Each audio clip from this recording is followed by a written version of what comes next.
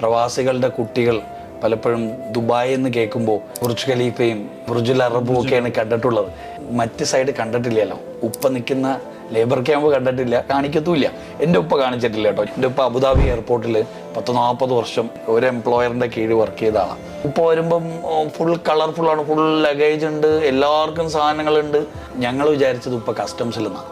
കാര്യം എയർപോർട്ട് എന്ന് കേൾക്കുമ്പോൾ സാഗർ എലിയസ് ജാക്കിയിലെ മറ്റേ മോഹൻലാലിൻ്റെ white and white brief case ഒക്കെ ഉണ്ടല്ലോ, ആ സ്വർണ്ണക്കടത്തുകാരെ പിടിക്കുന്നു, ആ ഒരു ഇമേജാണ് നമുക്ക് ഉപ്പായെ കുറിച്ച് ഉണ്ടായിരുന്നത്. എന്നെ ആദ്യമായിട്ട് എൻ്റെ എഞ്ചിനീയറിംഗ് പഠനത്തിൻ്റെ ഇടയിൽ അദ്ദേഹം ഇവിടെ കൊണ്ടുവന്ന് ബനിയാസിൽ അദ്ദേഹത്തിൻ്റെ അക്കോമഡേഷൻ കണ്ടപ്പോൾ ഉപ്പ ബങ്കർ ബെഡിൻ്റെ ഏറ്റവും ടോപ്പിൽ ഉപ്പ കിടന്നിടം മാറി എനിക്ക് തന്നപ്പോൾ ഞാൻ മേളിൽ കയറി ബങ്കർ ബെഡിൻ്റെ ഉപ്പ താഴെ. അപ്പോൾ എനിക്ക് മനസ്സിൽ ഭയങ്കര ഭാരമാണ്. കാര്യം ഉപ്പ താഴെ കിടപ്പാടെ മേളിൽ ഞാൻ കയറി കിടക്കുക. ഈ ഉപ്പായ ഞാൻ കരുതിയത് കസ്റ്റംസ് ഓഫീസറായിട്ട് വൈറ്റ് ആൻഡ് വൈറ്റ് സൂട്ടും കോട്ടും ഒക്കെ ഇട്ട് ഇങ്ങനെ എയർപോർട്ട് ഭരിക്കുന്ന ഒരു വ്യക്തിയായിട്ട് കാണുന്ന ആളെ 16 പേരുള്ള ഒരു മുറി കണ്ടപ്പോൾ അന്ന് മനസ്സിലായി, ഞാൻ ഇനി നാട്ടിൽ തിരിച്ചു പോയ എൻ്റെ കൂട്ടുകാരുമൊത്ത് കളിച്ച് നടക്കില്ല.